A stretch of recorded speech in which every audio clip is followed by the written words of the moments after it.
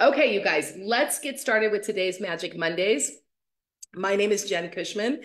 I am an empathic intuitive. I am a energy practitioner, 25 years of Reiki master teacher practitioner, 4 years of Huna energy practitioner. And that's the energy that I really love to do, the kind of energy work. Master practitioner of neuro-linguistic programming, mental emotional release, and hypnotherapy.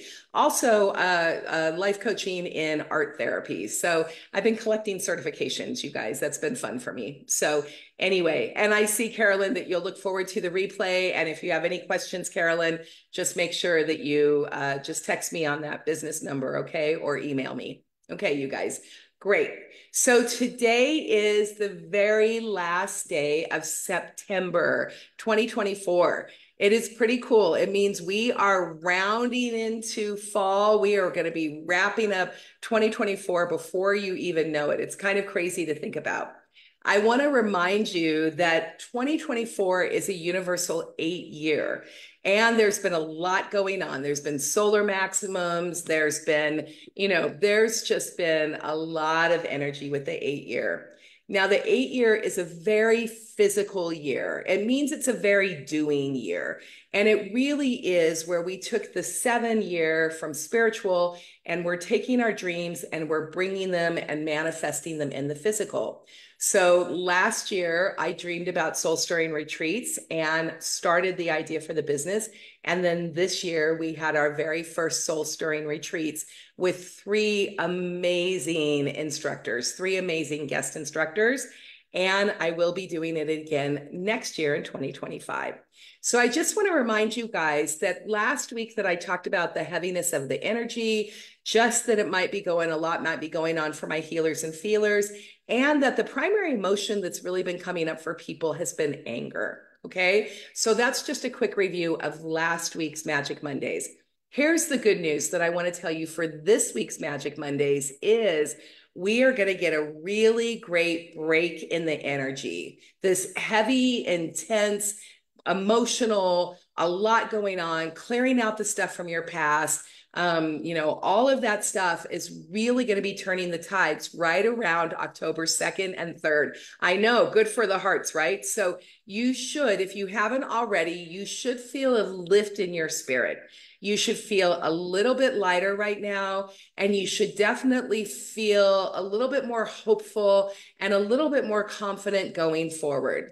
Now, the energies of October is going to be in the beginning. We're going to feel a shift, but what we're going to find is we are going to want to focus on micro movements, okay? It's the way the planets are aligning, okay? It's the way Mercury, which is still in communication, and the other planets that are going into alignment. So it's really going to be very pinpointed focus. And so really what you want to do for this week ahead and this next week and the other things is you're going to want to just pick the things that you really want to accomplish, pinpoint your focus on them, and then just get that done and still reserve your extra energy. Okay. This is like, you're going to feel a lift in your energy, but it's still kind of a little bit coming out of that heavy energy and what's happening. So I really wouldn't recommend, my team and I don't recommend that you just go full on board into new creation energy. You just get very focused, dip your feet into it and start going, okay? So you will feel the lift, Susan. You will feel the lift, and conserve your energy so that you are putting your energy into the things that matter for you these next couple of weeks. Particularly, again, you're going to feel the lift in energy right around our anniversary, which is great. And then it's going to keep going into the next week, okay? So that's the good news I want to talk to you about. The next thing, the real quick Magic Mondays that I want to give you is something I was really inspired. One of my mentors, Dr. Patrick Scott, he's a Kumu in our lineage in Huna, and he is a clinical therapist. I mean, I don't know. He's got 4 doctorate degrees, 2 master's degrees. I don't know what he does, but he has been a therapist, a clinician for years and years and years. And he is actually the one that helped and did and ran his Heads Up clinic in Las Vegas, which is so large that has something like 10,000 patients a month going through it. They ran the clinical trials on Ho'oponopono and the power of forgiveness, and how it actually is a clinically researched method, very effective method for being able to clear the past and clear hurt and resentment, is Ho'oponopono. So Dr. Patrick Scott is one of my mentors, and he's been doing these reels. And one of the things he did that I thought was so fascinating, and it was so great, it was the basics, but he was talking about this energy of doing, this overdoing or this doing energy. And then, so that got me thinking. Now, I normally wouldn't do a Magic Mondays on that. And what happened is I wanted to, Dr. Hulin. Okay. Anyway, I'm going to pay attention. So his name is Dr. Patrick Scott. Okay. So what he did, I normally wouldn't do a whole Magic Mondays on this. But then this last weekend, I did a booth. I had a booth at my friend's brewery in Pine, where I live at that brewery. And I did intuitive readings. I did card pulls using my deck, my joyful deck for creatives, healers, and feelers. And then I also did saging and energy clearings and a rebalancing for people.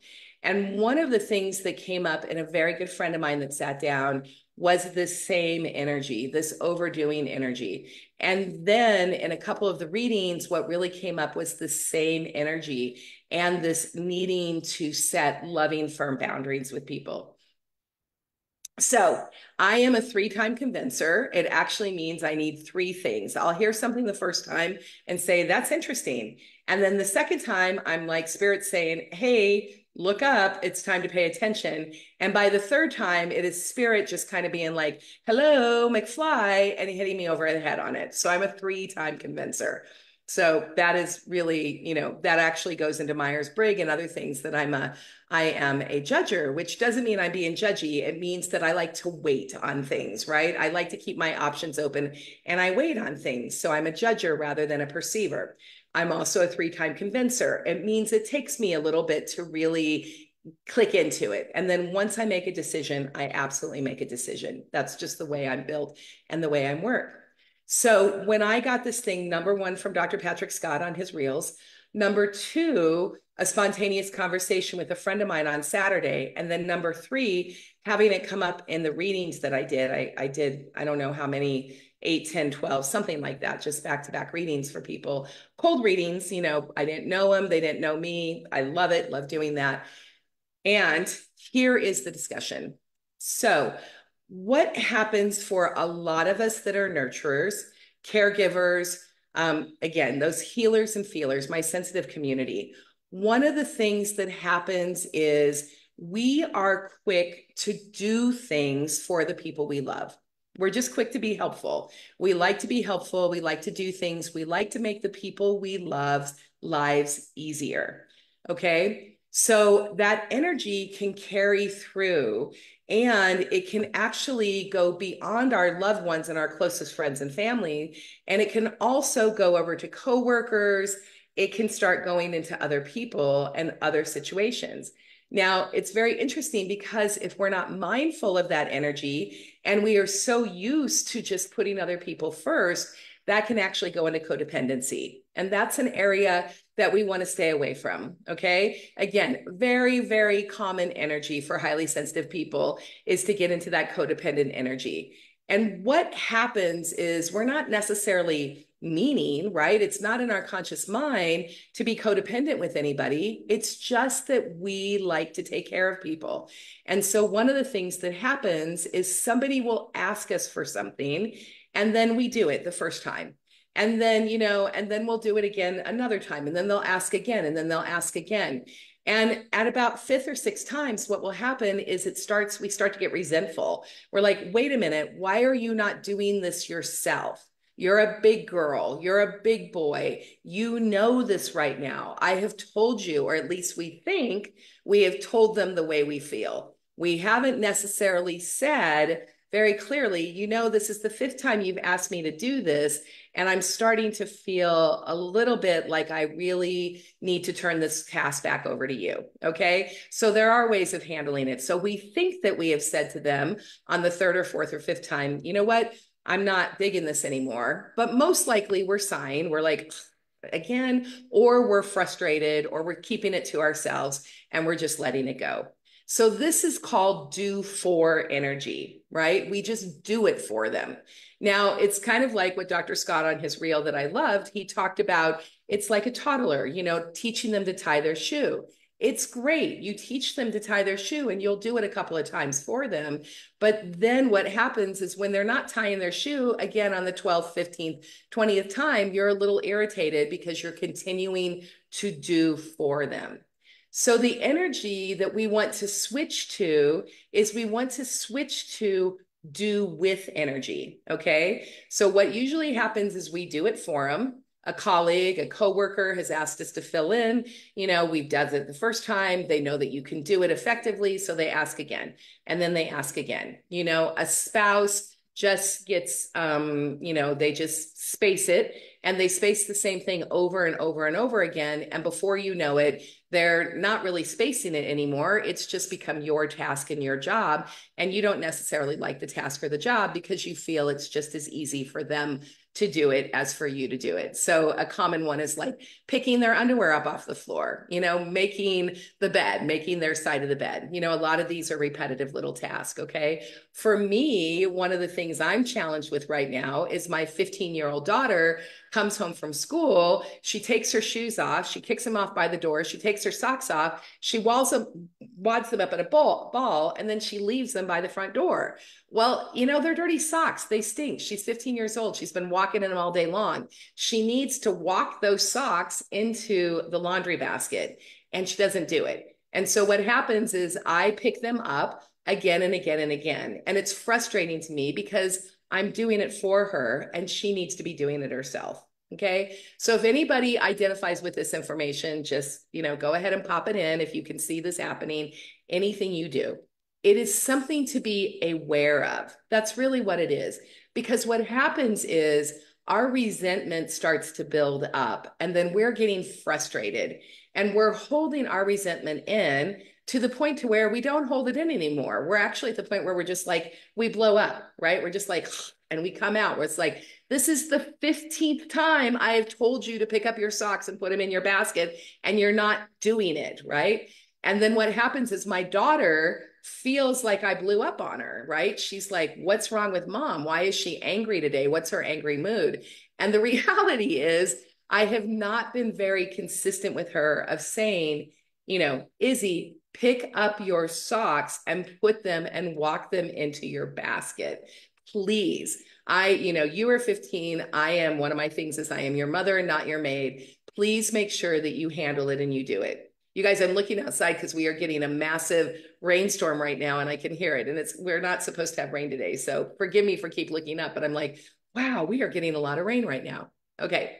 Back to the topic at hand. So one of the things is this going from this to the do, the do for, the do with, which means particularly if you're still in parenting mode, which means, hey, okay, you know what I mean? We'll find the task.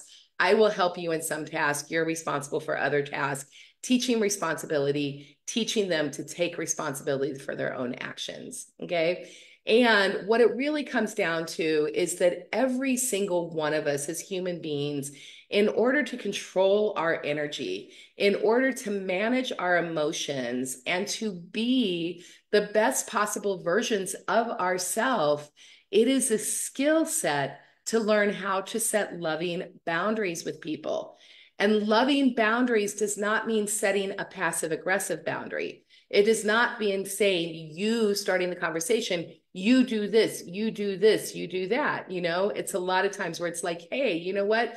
I've noticed that in our family dynamic right now, or in this dynamic that's going on, there is a pattern happening, right? I'm feeling this way, this is what's happening. And, how can we manage this? How can we solve this so resentment doesn't continue to build up with it? So it's really about having, again, having that emotional regulation, having that awareness and that frame of mind and that frame of reference. So you're not just running your unconscious patterns and your unconscious behaviors. So you can continue to have, upfront loving boundaries with people. You know, you can say, you know, what I say to Izzy, it's like, Izzy, every single time I pick up those socks and I do it for you, you know, it's a task that I end up feeling taken advantage of. I feel like you think that I'm the mom and I'm the adult, you're still the kid, and therefore, you know, that you have a right to do this, you know? Now, that's not the best way to handle it, because then she gets defensive. That's a conversation I have to have with her after we've already had the conversation on how to better manage it. Like, what can you do that can help me help you, right? Those are the kinds of conversations. Okay. Okay, you guys, I really want to keep this nice and short. I don't know if you have any comments on that. I hope that was helpful. It's very simple, it's very brief, and I wanted to keep today's Magic Mondays on the more brief side because Kate and I do have the Zoom coming up, and I just don't want, a lot of you are coming to the Zoom, and I don't want to keep you on here for 2.5 hours, okay? So that's really my purpose for that, is to be in time integrity and integrity with you all. So, okay, let me see what Jessie says. Jessie says, I'm exerting all the emotional energy to maintain a relationship in my life. I'm so done. Exactly, Jess. You know, that's where, you know, that's where it's time to pull back the energy. It's time to set a boundary. It's time for change. Okay. That is really just a very celebrate that it's coming up. Again, we're going to go back to the Hawaiian thing. When our emotions roll, when awareness comes to us, when things come up, let's not stuff it. Let's celebrate the fact that the emotions have come up because they are coming up for a reason. They want to be healed, okay? They just want to be healed, and they want to be looked at. They want to be dealt with. They want awareness. They want a little bit of love. They want some kindness. They want to be healed and dealt with so you can move on, release it, and go towards the things that are most important to you. That's really what that's about, okay?